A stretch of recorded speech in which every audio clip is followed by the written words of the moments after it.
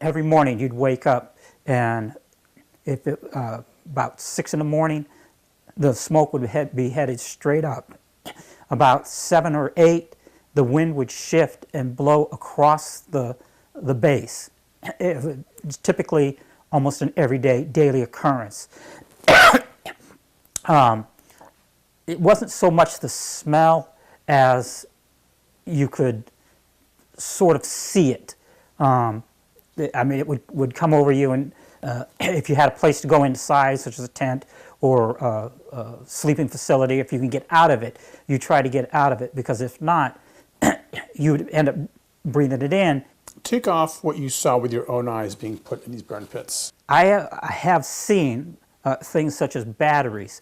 I have seen helicopter blades that were stamped, "Do not burn," pushed into the deal. I have seen carcasses of animals that, when we first arrived there, I have seen paint. I've seen a whole vehicle, 4x4 gators. They're little all-terrain vehicles.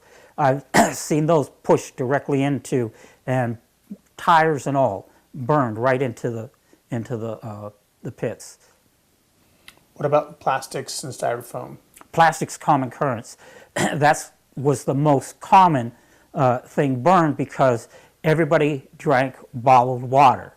And there were thousands of these bottles around. The biggest thing was, even if it wasn't used up, even if it was brand new, it was easier for a unit that was leaving to gather up everything that couldn't be shipped back in a Connex and taken over and burnt. Didn't matter if it was brand new, used, unused, damaged, not damaged, it went over. How has being exposed to burn pits impacted your life?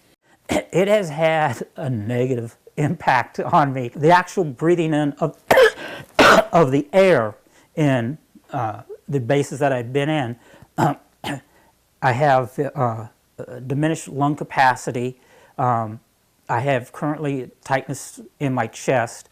I cannot do the activities that I used to do. For example, I used to run 5-minute miles. Now I can't walk down the block without breathing real heavy.